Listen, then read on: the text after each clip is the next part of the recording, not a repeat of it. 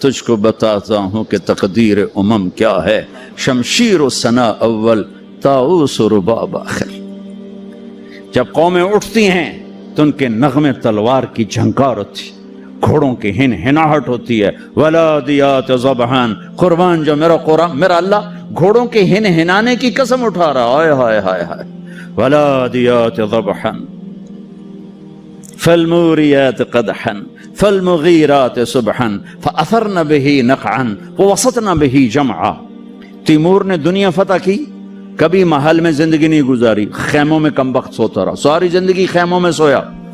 چنگیز خان دنیا کا سب سے بڑا فاتح ہے، ساری زندگی خیمے میں سویا، کبھی محل میں نہیں سویا۔ اس کی اولادوں نے سونے چاندی کے گھر کھڑے کر دیے، وہ موت تک خیمے میں سویا کہ آؤ میں تمہیں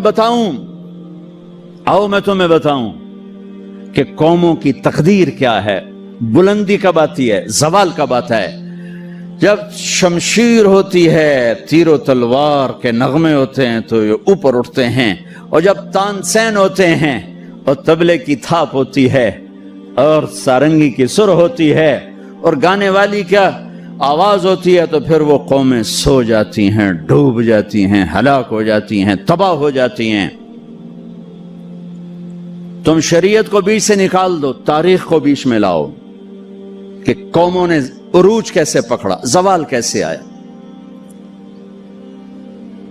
سارے حکمران ڈوبے ہوئے تھے سارنگیوں میں، کنیزوں میں، تو اللہ نے انگریز بھیجا، جاؤ ان سب کو جوتے مارو اور ان کو تخت سے کان سے پکڑ کے اتار دو۔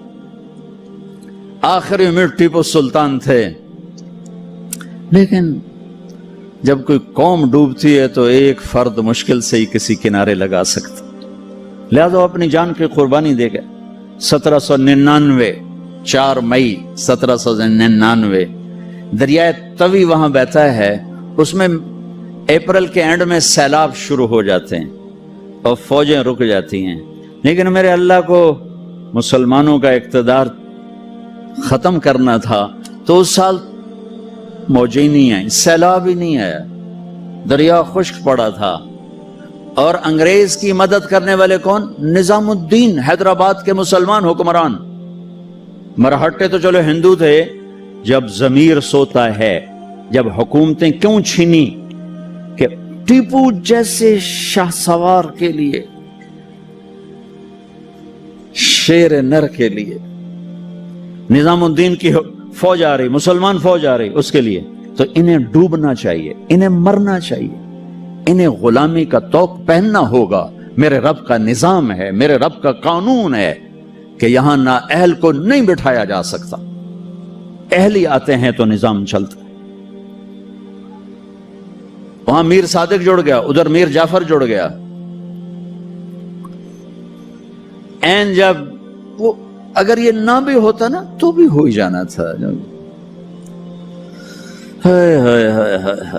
میر صادق نے کہا بھائی وہ تنخواہ لے لو، فوج انگریز نے حملہ کیا، وہ کہتا آؤ بھی تنخواہ لے لو، سارے تنخواہ لے لو۔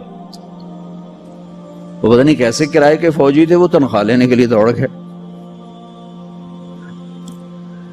ٹیپو کھانا کھا رہے تھے، نوالا ہاتھ میں تھا کہ شور پڑا کہ جی قلعے کی دیوار ٹوٹ گئی، فوجیں داخل ہو گئیں، کھایا نے بھی چھوڑ دیا۔